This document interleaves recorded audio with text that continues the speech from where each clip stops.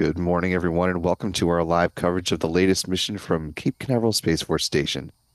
I'm Will Robinson Smith. I'll be performing our commentary for the duration of this coverage. We are broadcasting, as we always do, from the Spaceflight Now News Bureau here at NASA's Kennedy Space Center.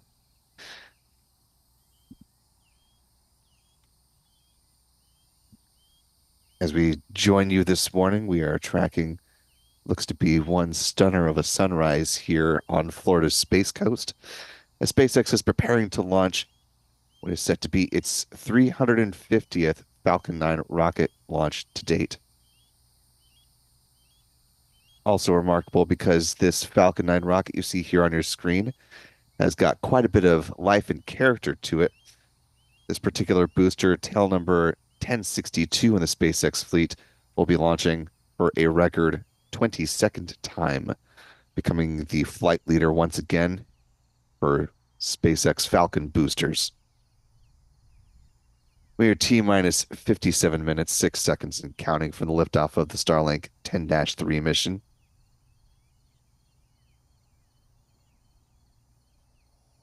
So far, things are tracking towards an on-time departure of this Falcon 9 rocket at 7:14 a.m.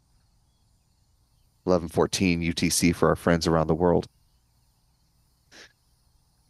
Got our team out with us this morning. Our Spaceflight Now editor, Stephen Young, running the technical operations of the broadcast.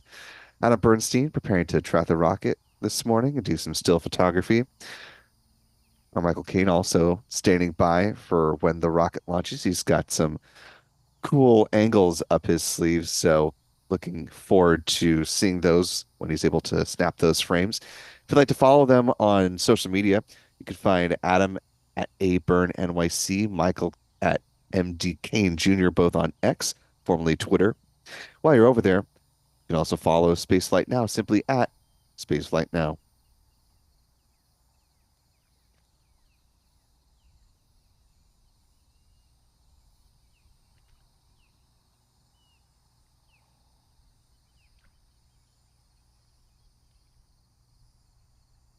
We will also be joined in tracking assistance by our friend Pete Karstens with Max Q Productions.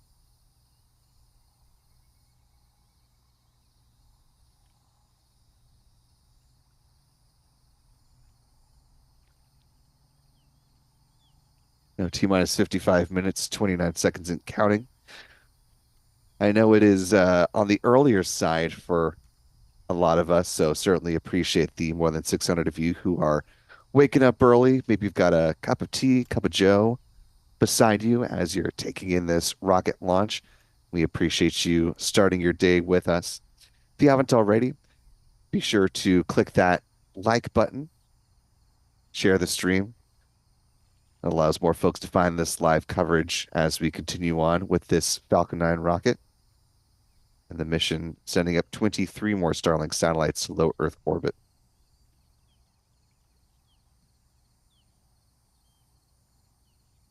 I also want to thank our moderators in the live chat for getting up early with us as well. So big shout out to Callistia Lee for being with us this morning. We'll be sure to keep our eyes open for any of our other moderators that may be able to pop in as well. Astro Jen, Astro Joe, Stephanie B, Rusty Shackelford.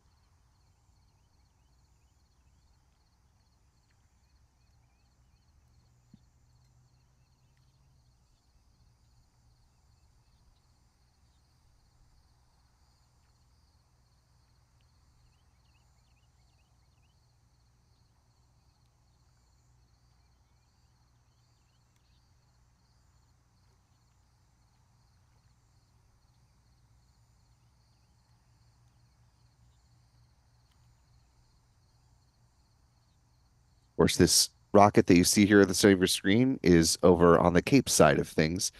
This is Space Launch Complex 40, Slick 40, over at Cape Canaveral Space Force Station. Just about 53 and a half minutes to the liftoff of this Falcon 9 rocket. This will be the 47th dedicated mission launching SpaceX's upgraded Starlink V2 mini satellites this year. It will also be SpaceX's 110th launch of the V2 mini version of Starlink. SpaceX plans to continue launching this version of the satellite until they are able to launch the larger version 3 Starlinks using its Starship rocket, still, of course, currently in development down at Starbase in southern Texas. We're able to achieve a number of the goals that they had, while it counts on their fourth flight test of that rocket. As SpaceX founder Elon Musk has suggested, they are making preparations to attempt to catch the Super Heavy booster on the next go around. So continuing to push forward the development of that vehicle.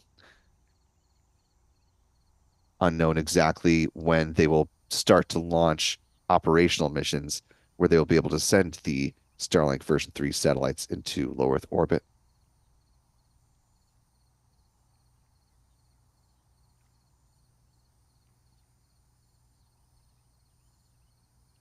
As we continue on, we are, of course, powered by our wonderful channel member community here on YouTube. So thanks to folks like Ray M, Debbie Sunset, Bruce Barclay, Mark Otto, Patty Chichile, and many others. Chuck Oat, good to see you this morning. Ray M, I think I already welcomed you. James Fowley. Channel membership comes with a number of perks, including discounts at our online shop, shop.spacelightnow.com, access to member-only videos here on YouTube, and of course, the ability to watch the moment of liftoff in 4K from all of our missions here at the Cape. Last but not least, if you have a comment or question and would like to be a part of our broadcast this morning, and your comment or question is appropriate to be read on our show, you could use the YouTube Super Chat feature. Not only will you be helping support what we do here at Spaceflight Now, but you'll also be giving us some interesting things to talk about as we continue to roll on through the count. I'll also be keeping our eyes peeled for some nifty member comments.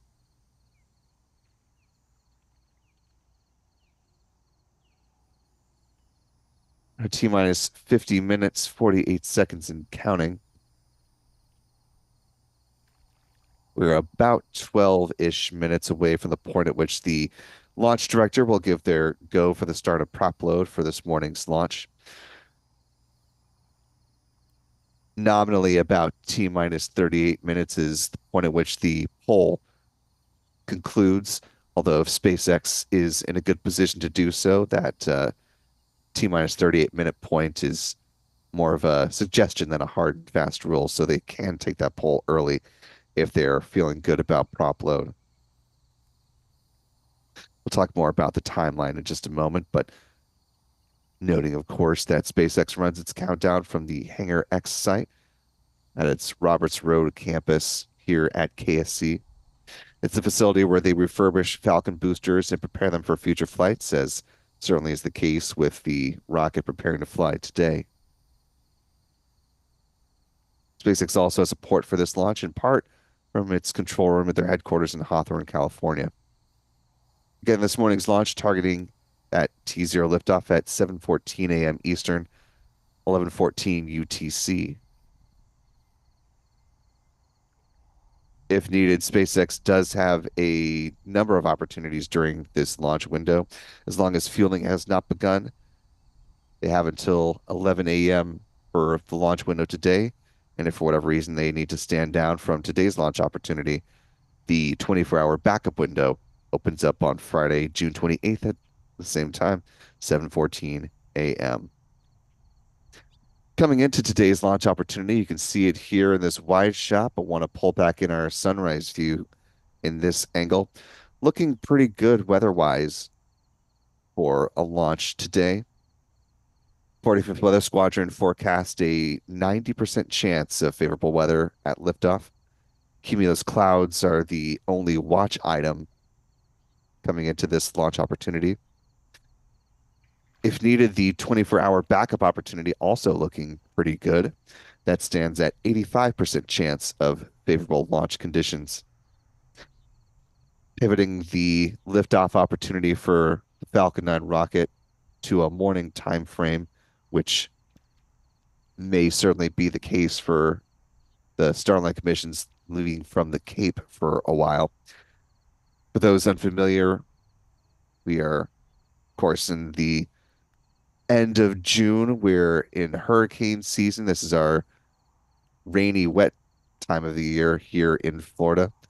And so those afternoon thunderstorms and evening thunderstorms tend to roll around just about every day here, at some point cropping up in the mid to late afternoon, sometimes tracking into the early evening. So it would make sense for SpaceX to start pivoting their launches to the morning time frame. So while we don't know definitively that that will always be what they're doing, it certainly makes sense. So you may want to start getting to sleep a little bit early if you'd like to catch our East Coast Falcon 9 rocket opportunities. As our editor would say, rise and shine with the Falcon 9. We're T minus 47 minutes, 8 seconds and counting. A little less than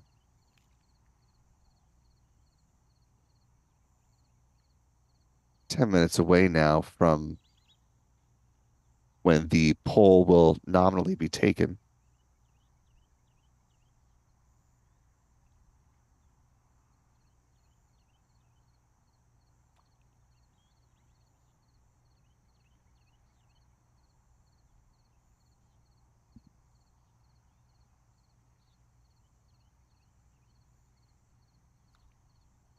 Taking a look before we go ahead and talk about the countdown timeline. Here's where SpaceX stands so far this year. They've had a stated goal of reaching about 144 launches, if not more, this year. So trying to hit a rate of about 12 launches per month or more if they could manage it. Things have slowed down just a bit, though, here in June, following, of course, running into some of that weather that I was just talking about, but also hitting that snag with a T0 abort a couple of weeks ago.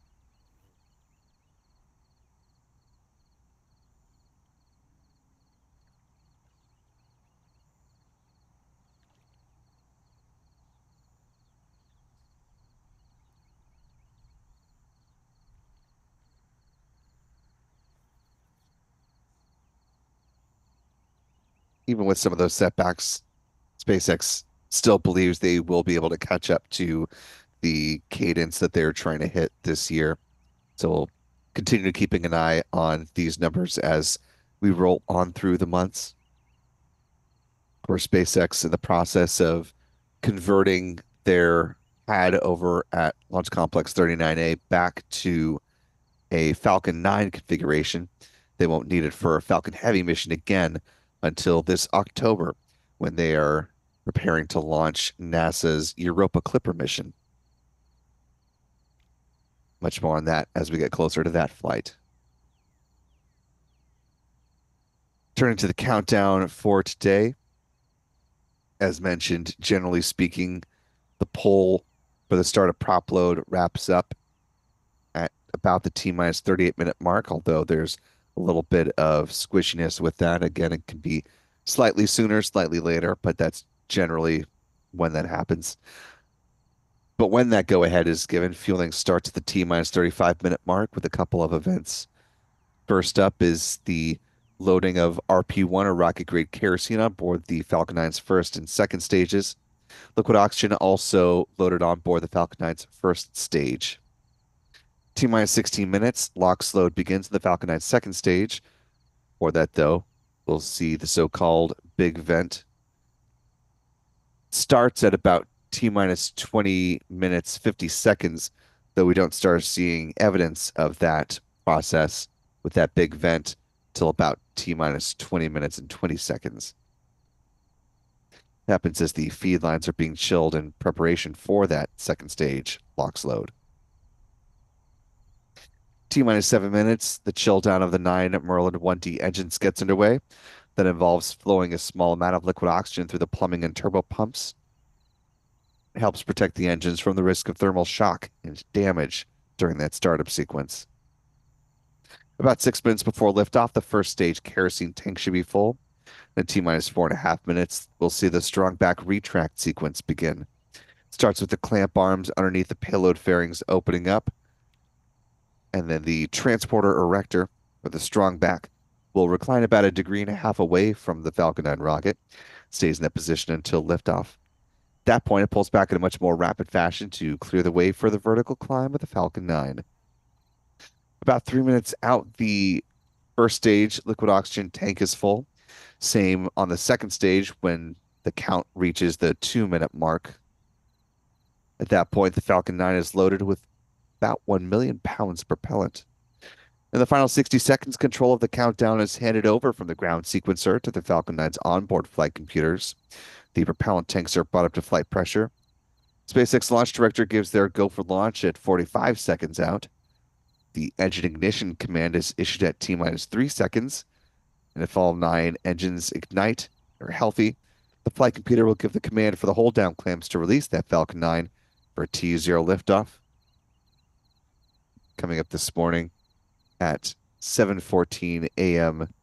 Eastern, 11:14 UTC, or in other words, T minus 41 minutes, 47 seconds and counting.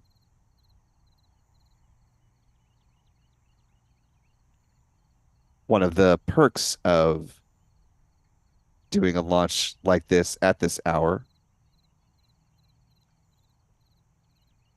of course, is being able to catch a gorgeous sunrise opportunity.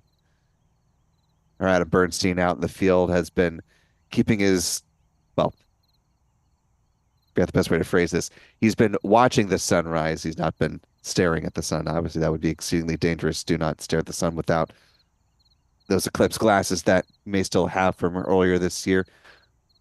Fortunately, our cameras can stare at the sun for you and bring you gorgeous views like this.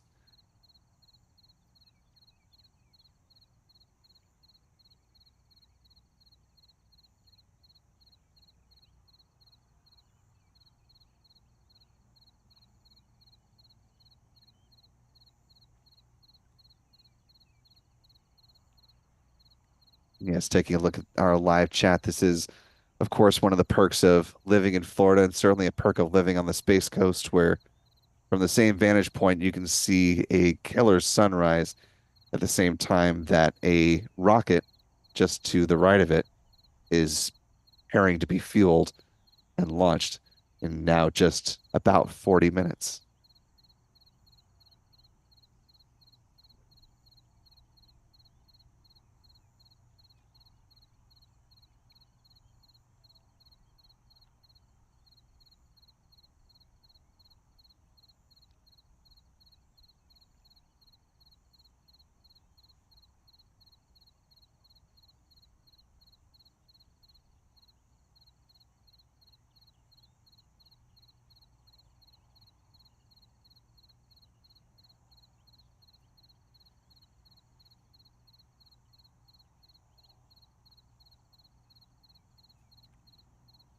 See some folks in the live chat talking about where you're watching from this morning.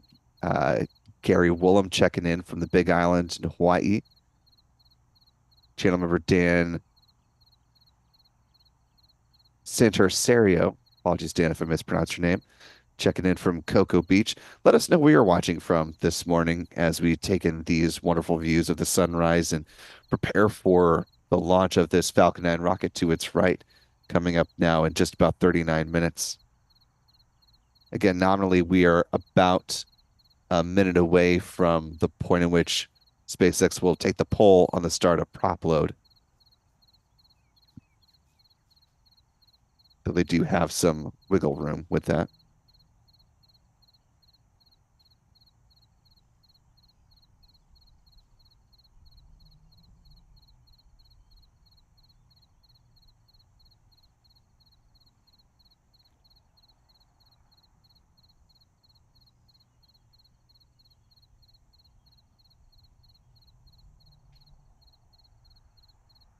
If you were with us earlier this week, it was a busy time over on SpaceX's other pad here in Florida, Launch Complex 39A. where the Falcon Heavy launched for a 10th time, sending up NOAA's GOES-U weather satellite, heading up to geostationary orbit.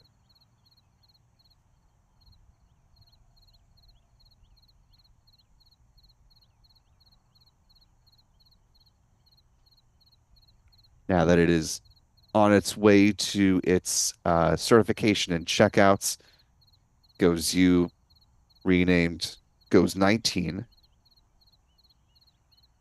and it will take over the duties over on the or here on the East Coast or on the eastern half of the United States, I should say, in the position that NOAA refers to as GOES East, and it will work in tandem with the GOES 18 satellite over on the western half of the U.S., otherwise known as GOES West.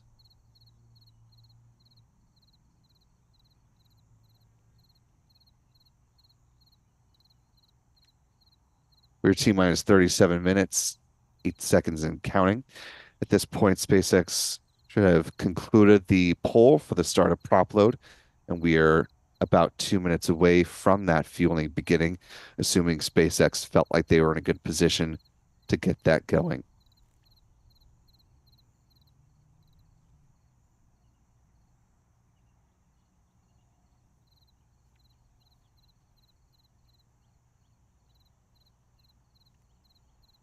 Does look a little bit cloudy from this vantage point, but go ahead and bring it out to our wide shot. Now I can see a little dolphin action here in the waters. One of the benefits of being out here and tracking rockets also is the fact that Kennedy Space Center and Cape Canaveral Space Force Station are intertwined with the Merritt Island National Wildlife Refuge. So if you keep your eyes on the water, in addition to on the rocket, see a number of things between jumping fish to some dolphins popping up. You can see a manatee gliding along. Of course, alligators are very familiar guests in the waters along here.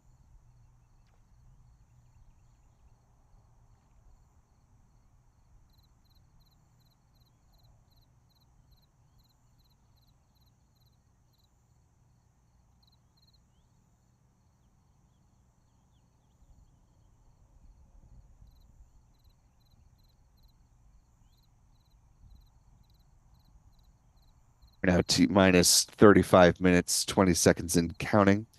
As we are awaiting the start of fueling, taking a look back at the live chat, certainly want to thank the now more than 1,400 of you that are joining with us live this morning. I know it's certainly early to get up and keep your eyes on a rocket launch, but we appreciate you starting your morning with us. If you haven't already, be sure to hit that like button to allow more folks to find their way into their live coverage. If you haven't already, we'd love it if you consider subscribing to Spaceflight now. It's free and easy to do so. And we are inching ever closer to 250,000 subscribers, which would be just a fabulous benchmark to reach. We certainly appreciate you being with us. We're now T minus 34 minutes, 30 seconds and counting. Should be about 30 seconds into the start of fueling, assuming SpaceX was ready to move forward with that process.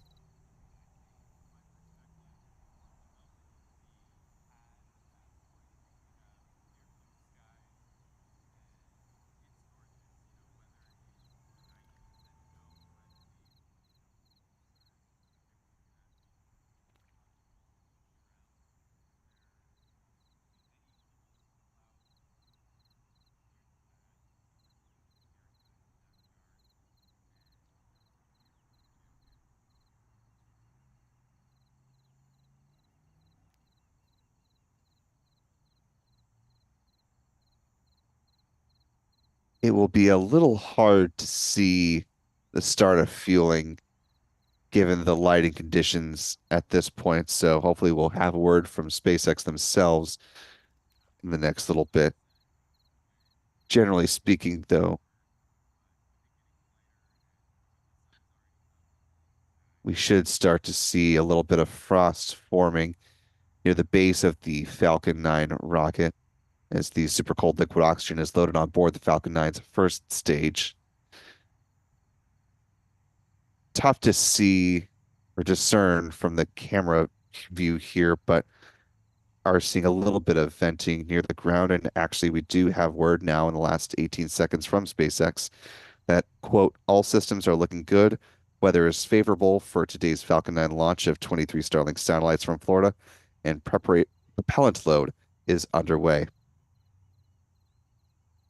So we do have that confirmation now from SpaceX, and we are now committing to that T0 time of 7:14 a.m. Eastern, 11:14 UTC.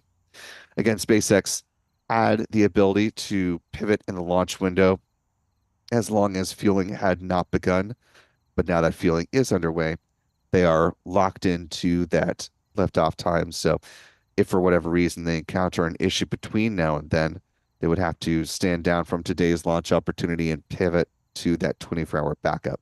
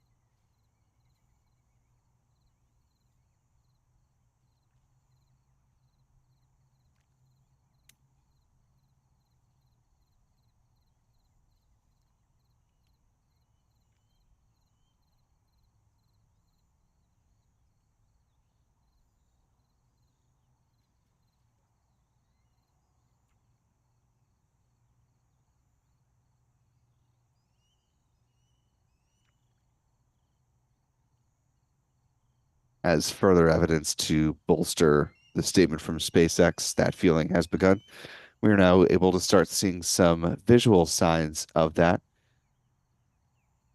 You can see some vapor near the base of the Falcon 9 rocket. Again, as that super cold intensified liquid oxygen is loaded on board the first stage tanks. So we come into about T minus 30 minutes. At that point, teams will start loading cryogenic helium onto the pressure vessels on the first stage. The helium is used to pressurize the main propellant tanks during flight. That cryogenic helium will be loaded on to the second stage at about the T minus 25-minute mark.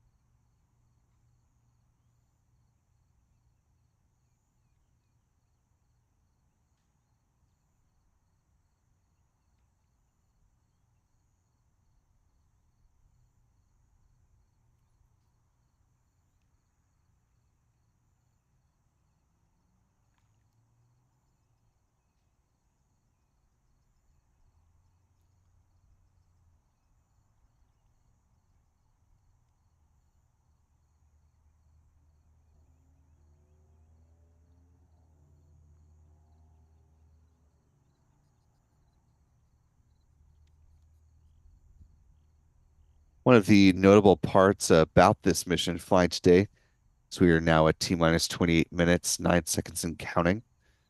This will be the record 22nd flight of a Falcon 9 first stage booster. Tail number 1062 will once again become the flight leader for SpaceX. So before we hit the so-called big vent as a condition for start of liquid oxygen load on the Falcon 9 second stage, let's go ahead and talk about that first stage and its history up to this point, preparing for that 22nd flight. It made its debut back on November 5th of 2020, launching the GPS-3 space vehicle number 4. It was built by Lockheed Martin, the fourth of the newer version of the U.S. Space Force's GPS constellation. Each of these satellites are named after a notable explorer in their own right.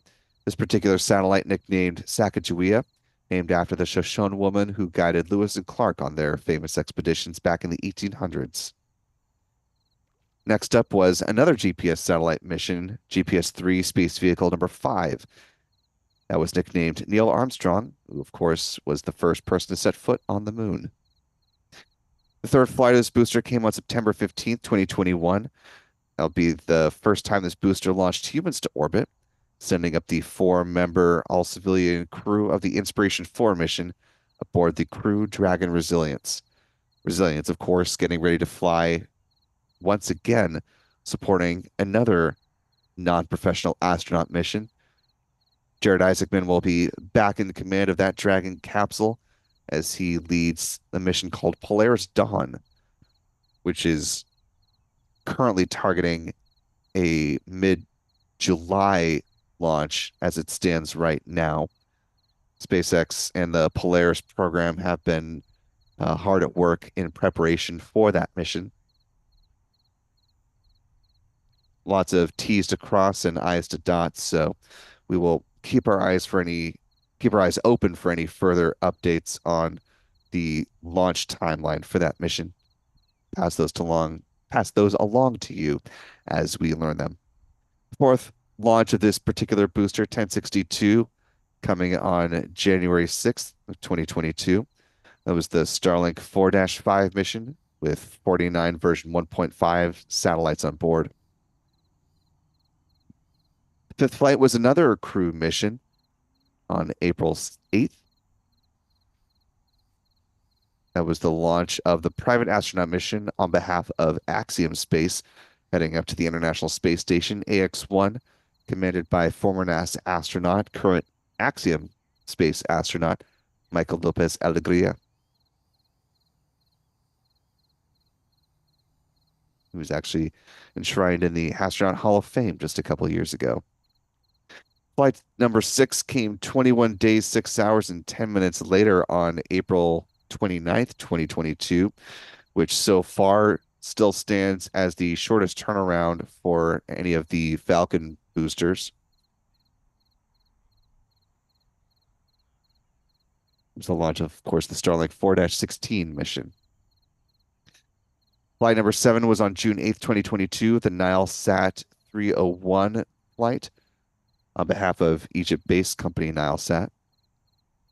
Flights 8 through 12 were a series of 5 Starlink missions. Those were Starlink 4-25 on July 24th, 4-27 on August 19th, 4-36 on October 20th, 5-1 on December 28th, and 5-4 on February 12th, 2023. Launch number 13 came on March 9th, 2023. That was the OneWeb 17 mission, sending up a batch of 40 OneWeb broadband internet satellites. This was the third and final dedicated launch of OneWeb satellites for SpaceX. OneWeb completed its Gen 1 constellation with a launch from the Indian Space Research Organization, which launched a total of 2 batches of OneWeb satellites. Flight number 14 came up with the Arabsat 7B, also known as Batter 8 satellite, launching on May 27th, 2023. This was a telecommunications satellite built by Airbus for Arabsat. It now provides C and KU band coverage for Europe the Middle East, and Central Asia. And bringing it up to the present day, flights number 15 through 21 were all Starlink missions. Those were 6-7 on July 28th, 6-23 on October 18th, 6-30 on November 28th, 6-38 on January 29th of this year, 6-44 on March 16th, 6-49 on April 13th, and finally and most recently, Starlink 6-59 on May 18th, which of course brings us up to the present, where in 22 minutes, 36 seconds, SpaceX will attempt to launch the Starlink 10-3 mission with 23 Starlink V2 satellites on board.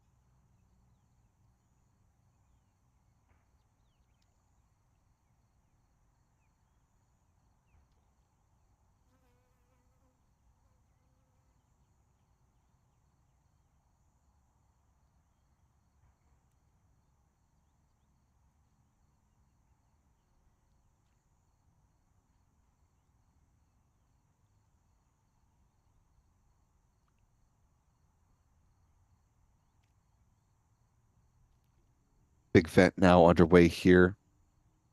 T minus 19 minutes, 41 seconds and counting.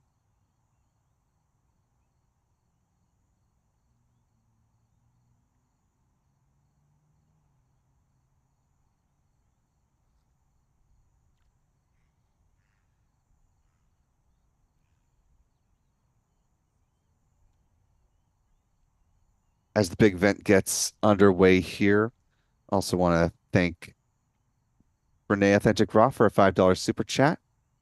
Appreciate that support. Says, beautiful morning in Orlando, sitting here in my backyard with perfect view to launch on the coast. It's always exciting. Thanks for the coverage. And then Renee became a channel member, so we appreciate that additional support. Also want to thank Mark Otto, one of our pre-existing channel members, for gifting 10 Spaceflight Now channel memberships, helping to continue growing our community here on YouTube. It's very much appreciated, Mark. To our 10 newest channel members, welcome aboard. We're glad to have you with us. Be sure to thank Mark in the live chat if you haven't already.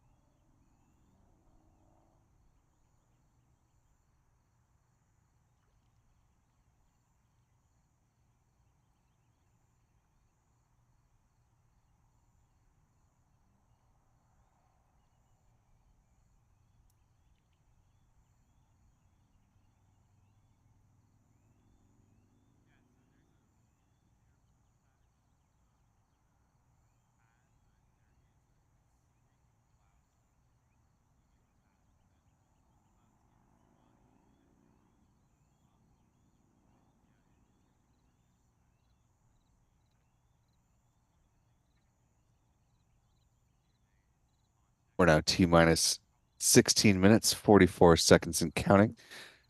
Just about 10 seconds left here on the big vent before that visually wraps up. Second stage LOX load set to begin in now just about 30 seconds.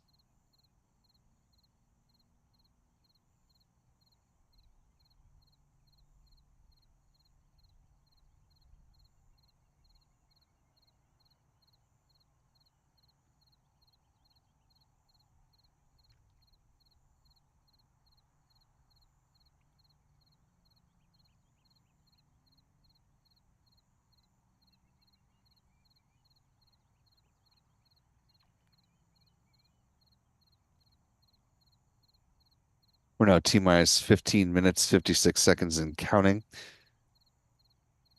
Big vent has concluded. Second stage LOX load has begun. And as we continue to roll on in, I want to thank the 3,300 of you that are watching live.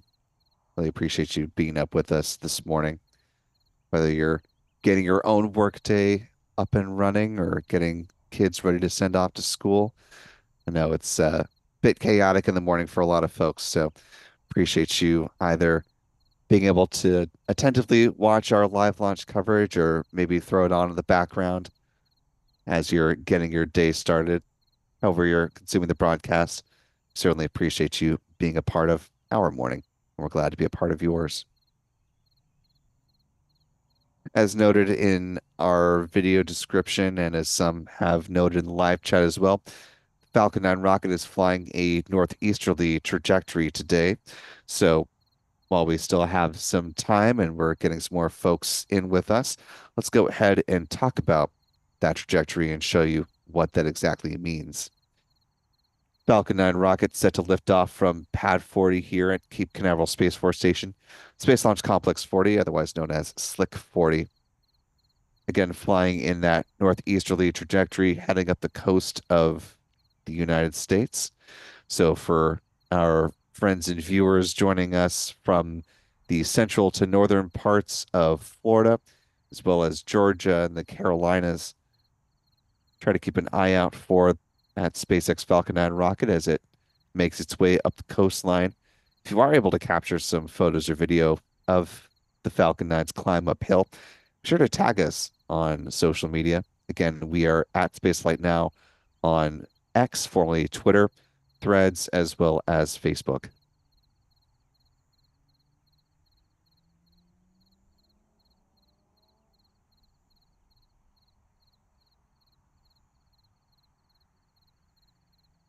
Channel member Jane Jones noting that, of course, a lot of kids are out of school for the summer.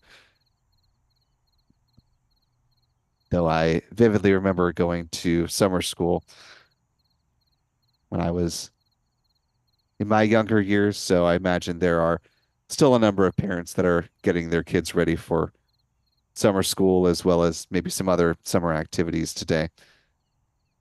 So while maybe the vast majority of kids here in the US are not in school right now, I imagine there are some out there who are in fact getting ready to hit the books.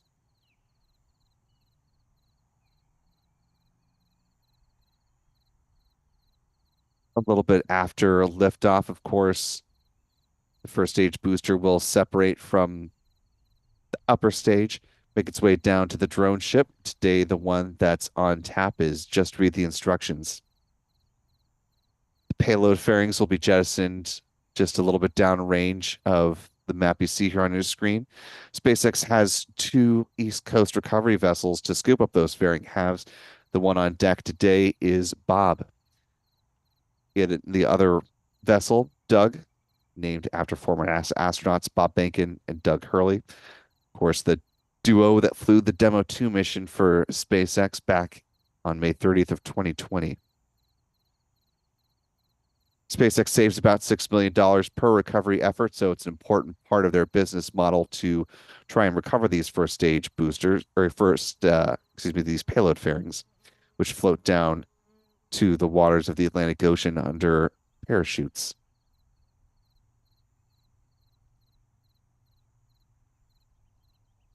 This is what it looks like when they're bringing those payload fairings on board one of the recovery vessels.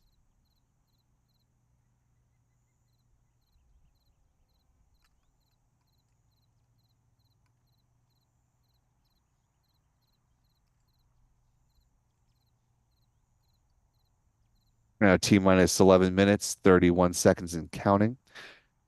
Stars 113, one of our wonderful channel members, making a $5 Australian super chat. Really appreciate that, Stars. Asking, do you know if there will be any launches from Australia anytime soon, or how to check if there will be?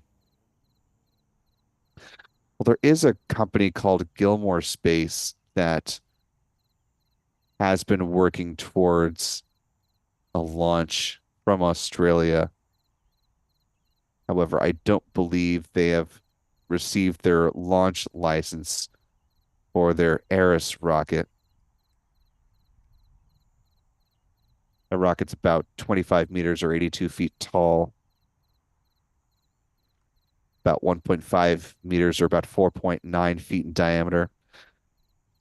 They had teased a hopeful launch around the May timeframe, but then punted that back and they didn't have their launch license in hand. So TBD exactly when they will fly, but I would say two things to the latter part of your question as far as when to know when that will be.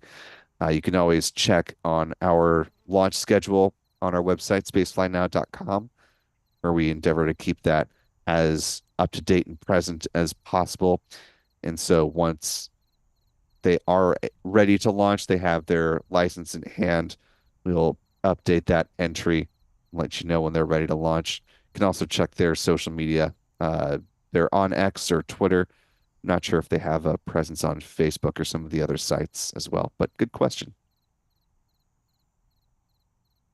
Of course, Rocket Lab also very active in the Southern Hemisphere. They just achieved their 50th launch with their Electron rocket. Last little bit here. If you haven't already, we actually have a video up on our YouTube channel right now where we were able to talk one-on-one with Peter Beck about the progress on the Electron rocket. He's a little bit ahead to Neutron. So the video is up on the channel. You can check that out after our live launch coverage wraps up, or really anytime. We're T minus 9 minutes, 5 seconds, and counting away from this Falcon 9 launch today. Just a couple minutes away from the chill down of the 9 Merlin 1D engines.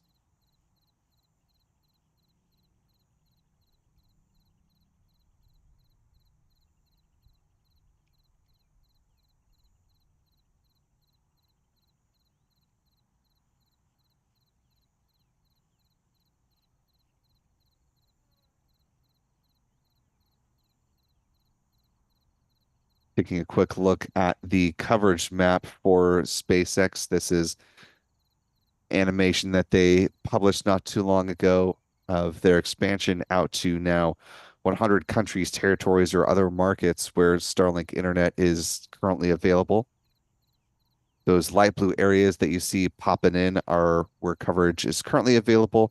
The darker blue shaded areas are combination of waitlisted and coming soon, and the dark gray are where Starlink service is not available, and there are no current plans for it to be. Again, 23 Starlink satellites on board this Falcon 9 rocket today. This will be the 47th Starlink launch this year. Each of them clocking in at about 1,760 pounds or 800 kilograms. With their solar panels unfurled, they have a wingspan of about 100 feet, 30 meters. They use Argon Hall thrusters for in-orbit maneuvering, built in Redmond, Washington. And these will be deployed at 174 miles or 279 kilometers altitude at a 53.6-degree inclination.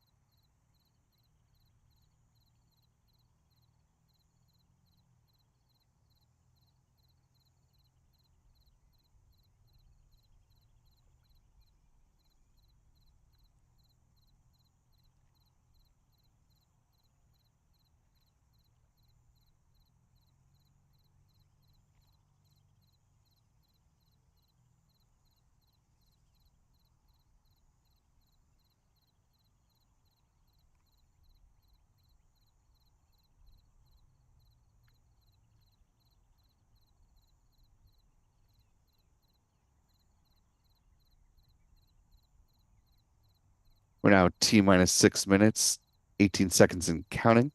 About a minute into the process where they chill down those 9 Merlin 1D engines on the Falcon 9 first stage booster. As we continue to step on through the count, coming to these final minutes, let's go ahead and talk about the Falcon 9 rocket itself, the workhorse vehicle for SpaceX, standing at about 70 meters or 229 feet tall. It has a diameter of 3.66 meters or 12 feet. Most of that, of course, made up by that first stage. Bottom two-thirds of the rocket. As we've discussed, this particular booster has flown 21 times before, going for a record 22nd flight.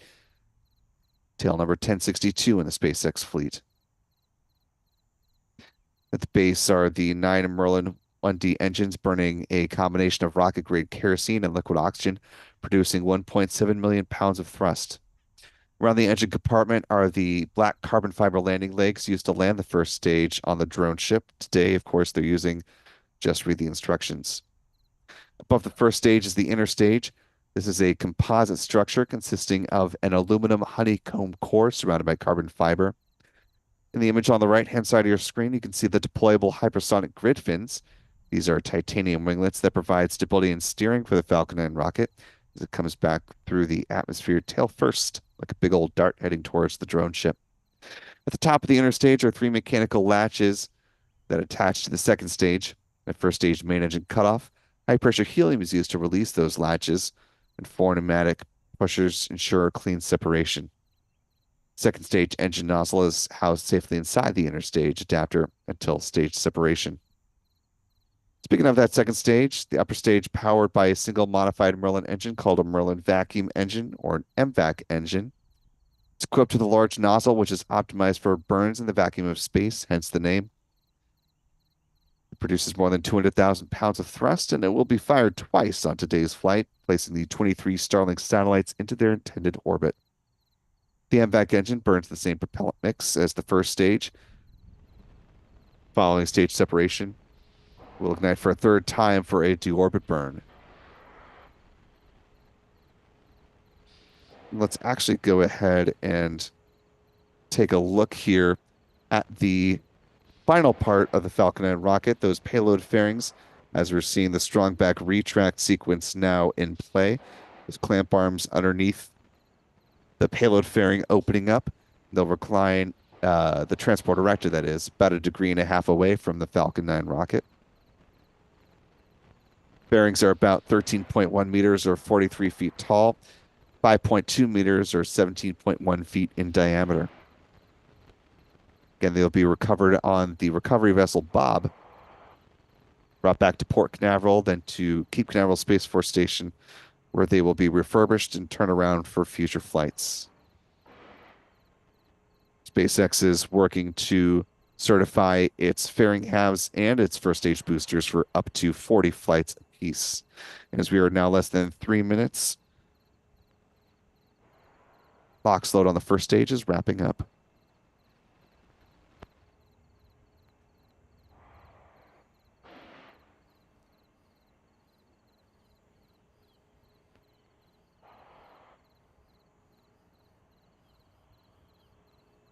Stage 1, LOX load complete. There you hear that call out for the conclusion of stage 1 liquid oxygen load. The same process will conclude on the Falcon 9's upper stage in about 20 seconds. Just as a bit of housekeeping, you'll note that our countdown clock is slightly different from what you see on the SpaceX feed. You can bring that back. Reason for that is our clock is in real time and the feed coming in from SpaceX coming in on a slight delay. So we'll be making our majority of our call outs based off real time. Now less than 2 minutes out. Second stage LOX load is complete. We should hear that call out from SpaceX momentarily.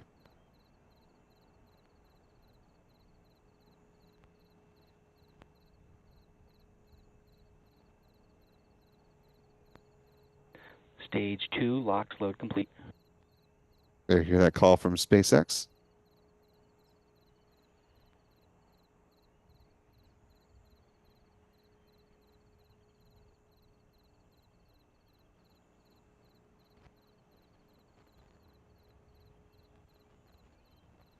gas launch closeouts has started.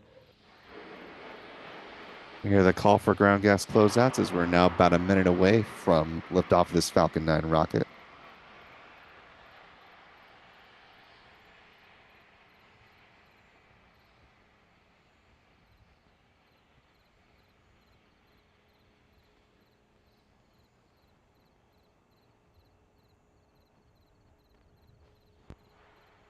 $50. Falcon 9 is in startup. The next call we'll hear is the SpaceX launch director giving their go for launch.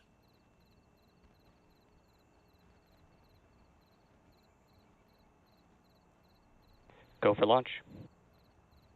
And with that confirmation, SpaceX in a good position to send this Falcon 9 rocket flying in 25 seconds, set to be the 350th launch of a Falcon 9 rocket to date. 15 seconds. And here we go in 10, 9, 8, 7, 6, 5, 4, 3, 2, 1. Engine ignition and liftoff of the Falcon 9 rocket on the Starlink 10-3 mission. The Falcon 9 has cleared the tower.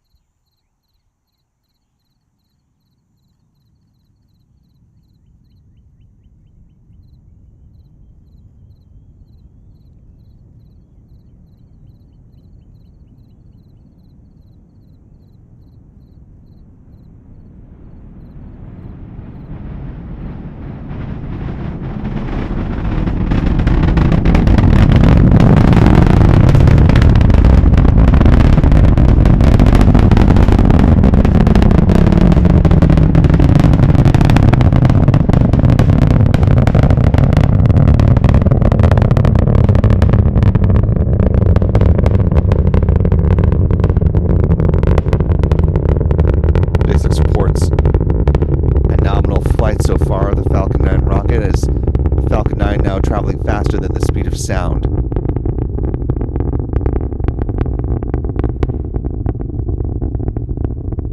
Max Q.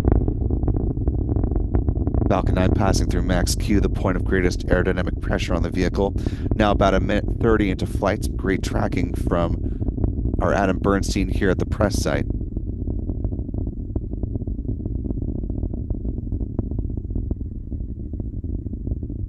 This view from our friend Pete Carstens with Max Q Productions. And engine chill has started.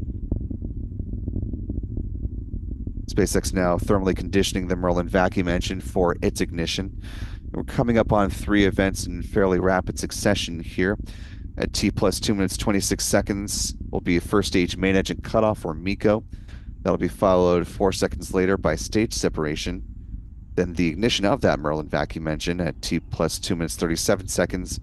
Then the payload fairings will be deployed at about 2 minutes 57 seconds into flight.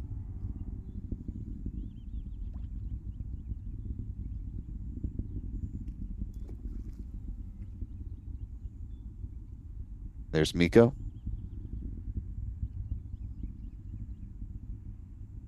Stage separation. And SES-1.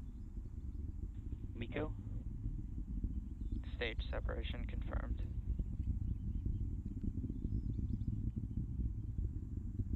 MVAC startup. And all good callouts from SpaceX, seeing those events from the onboard cameras as well now on the right-hand side of your screen. Those hypersonic grid fins deploying on the Falcon 9 first stage booster will help guide 1062 back down toward the drone ship. Just read the instructions. Fairing separation confirmed.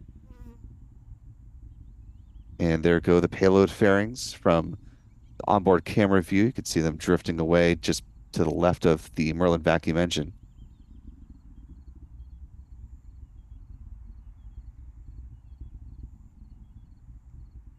It's good tracking views here from Pete As you're seeing at the top of the screen, just going out of frame, that was the second stage of the Falcon 9 rocket.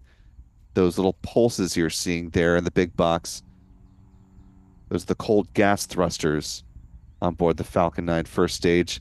It's what you're seeing in the upper right-hand corner box here in this triple box setup. Those pulses help to adjust the attitude of the vehicle, essentially its orientation, its positioning, as it makes its way down towards the drone ship.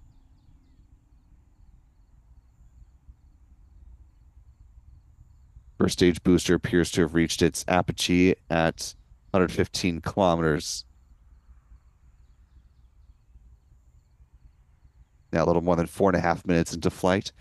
The next milestone we're looking for here will come up at T plus 6 minutes and 5 seconds for the first stage entry burn, which will last about 22 seconds in total.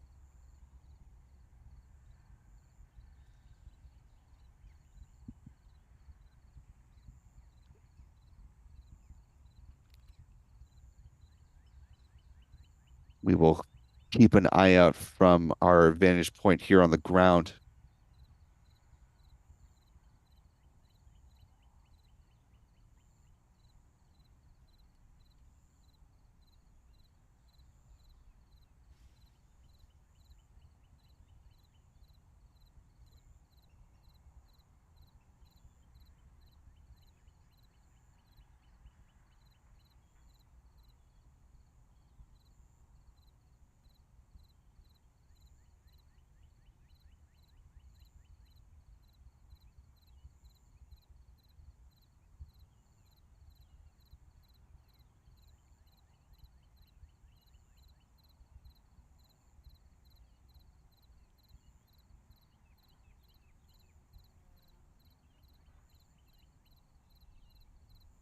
Our cameras are scanning the sky in an attempt to try to see that entry burn beginning. Depending on where exactly it hits in the sky, though, and the amount of cloud cover, we may or may not be able to track it from the ground, but we will attempt to bring that to you. Entry burn now underway.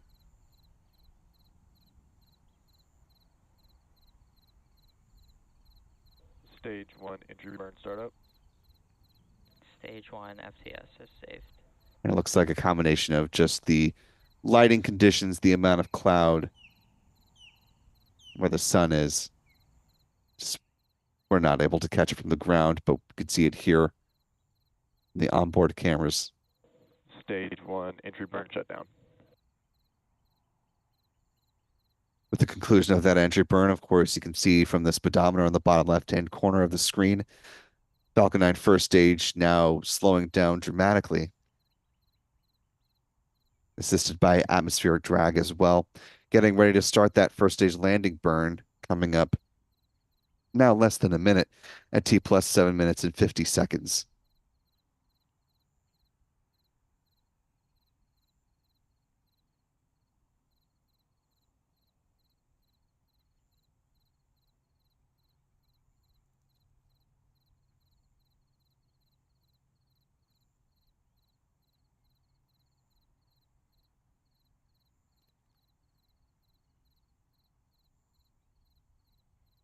Stage 1 transonic.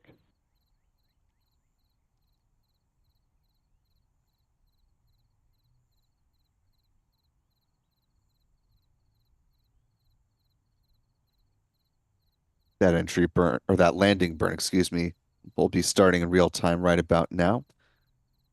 For SpaceX feed coming in about on a 10-second delay, so we're now less than 5 seconds from seeing the start of that entry burn. Stage 1 landing burn.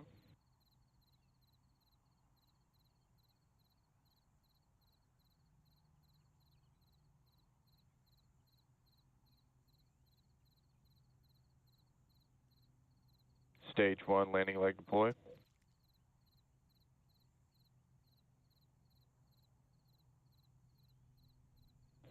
Stage 1 landing confirmed. And for a 20-second time, a record 20-second time, the first stage booster 1062 safely down on the drone ship. Stage 2 FTS is saved.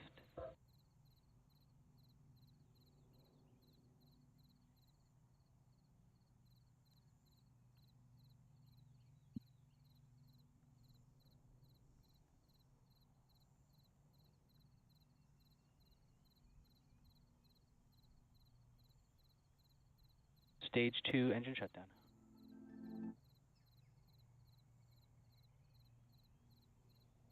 With that final call from SpaceX for SECO 1, second stage engine cutoff, the Falcon 9 upper stage enters into a parking orbit where it will coast until about T plus 53 minutes and 41 seconds, at which point they will have a brief 2-second burn, setting up for the Starlink satellites to deploy at T plus 1 hour, 2 minutes, and 35 seconds.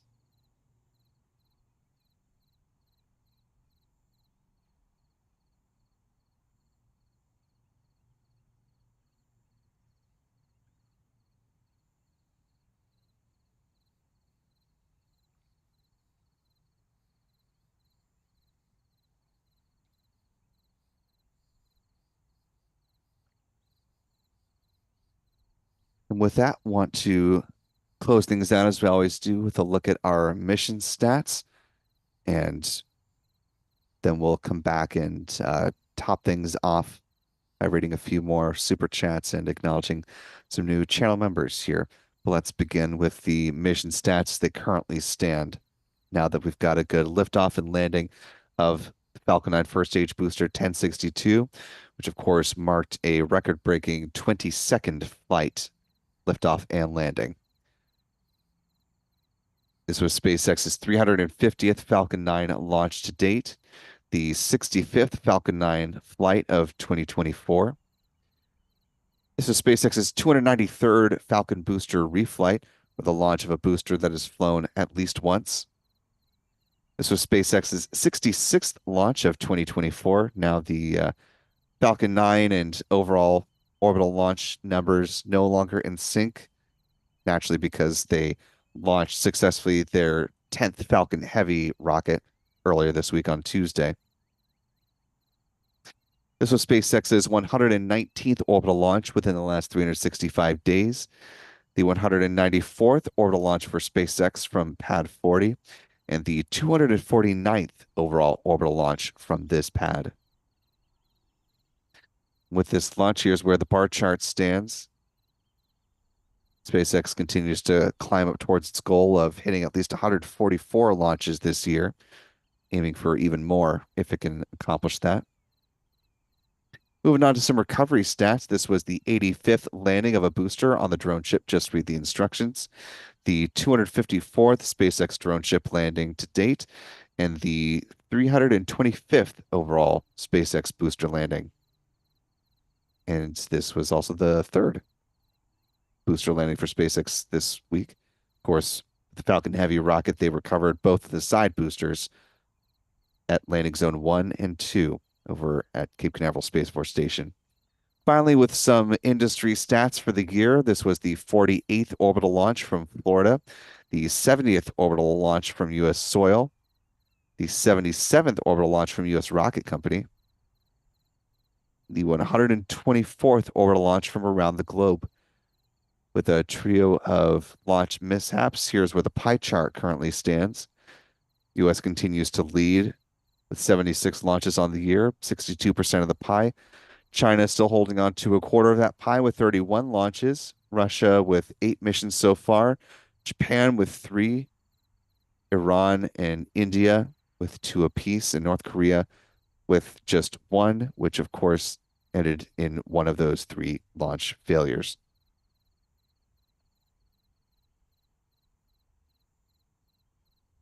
Coming back to the live chat as I promised I would. Want to thank a few more folks for your support this morning as we're now more than halfway through our work week for those of us holding down jobs. Want to thank Michael McRory, one of our wonderful channel members, for gifting a $5 super chat. Thank you, Michael. Zach Acox with a $5 super chat. Thank you so much, Zach. It says, goes the Falcon Heavy launch next to Rusty's at Cape Canaveral with about 30 people. Will, I heard your voice loud and clear from more than 10 phones. Should tell you how you're doing. Excellent work, sir. Well, thank you, Zach. It's a very much team effort here at Spaceflight now. So while I may be the voice that you hear as our commentator through all these live launch broadcasts. It is very much a team effort to bring them to you. So I will extend your kind words out to our roster here that makes it all happen. Renee back with another $5 super chat. Now one of our wonderful channel members who says with an estimated 7,500 satellites orbiting Earth, why is it we never see them during live launches? Seems like we would. I'm curious to understand.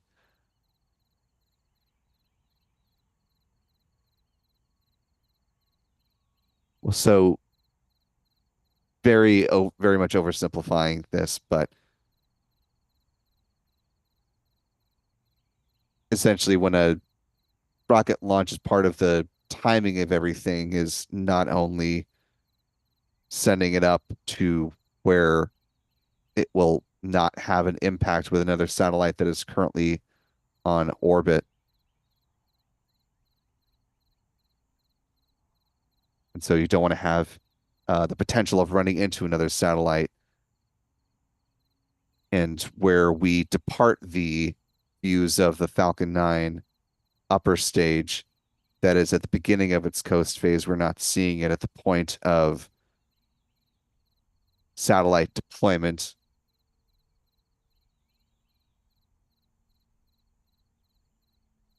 And so where it is at that point would likely not be in the greatest position to see other satellites that are in the LEO regime.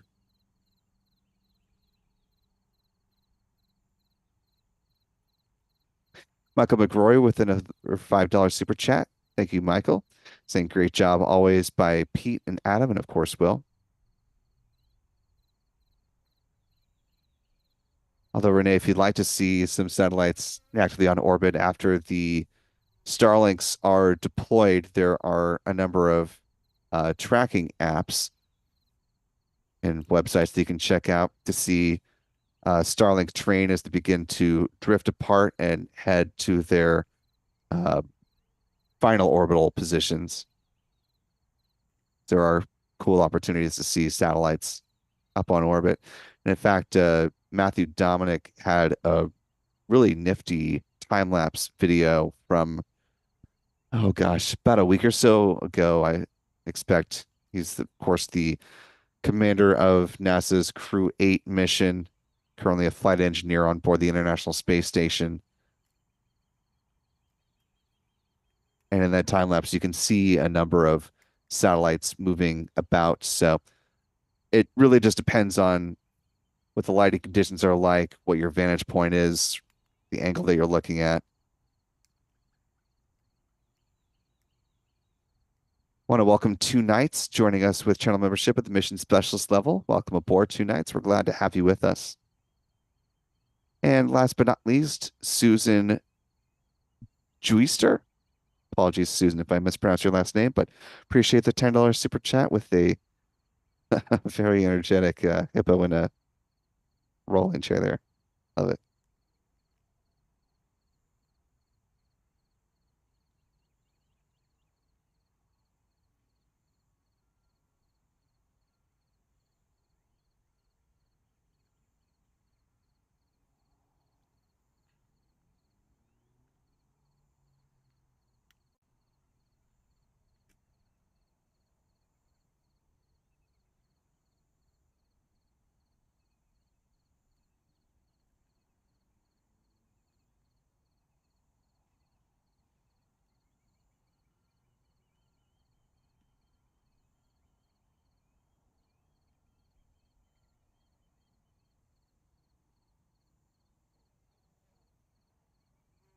I'd like to get more of your fill of live launch opportunities.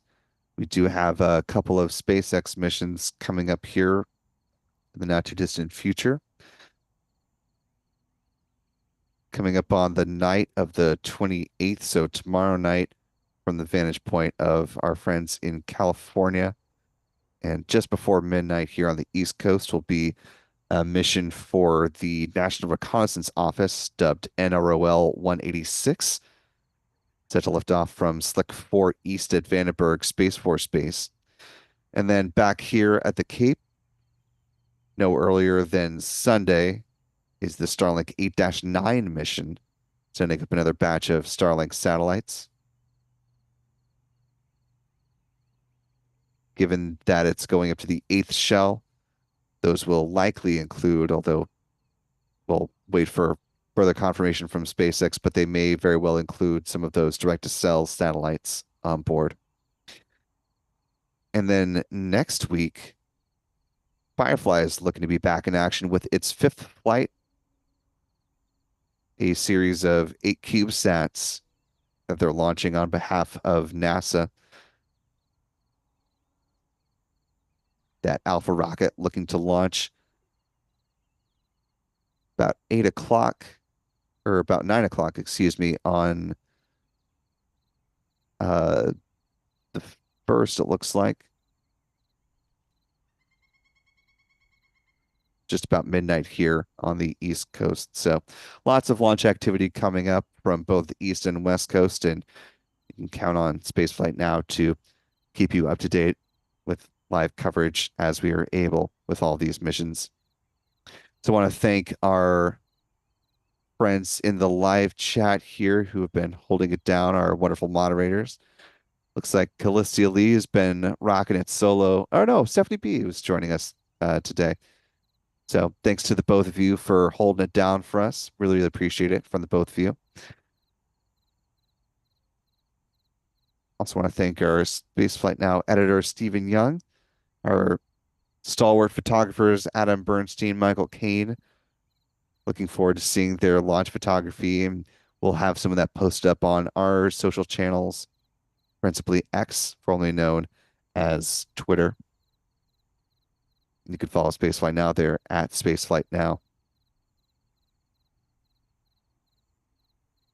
Most of all, want to thank you for watching wherever you were. And before I completely forget, it's still early here on the East Coast. Big thanks to our friend Pete Carstens with Max Q Productions for helping to track the rocket this morning as well. Appreciate you as always, Pete. Got some great views from the Falcon Heavy launch. If you're not following Pete on X as well, you can find him at Carstens Pete.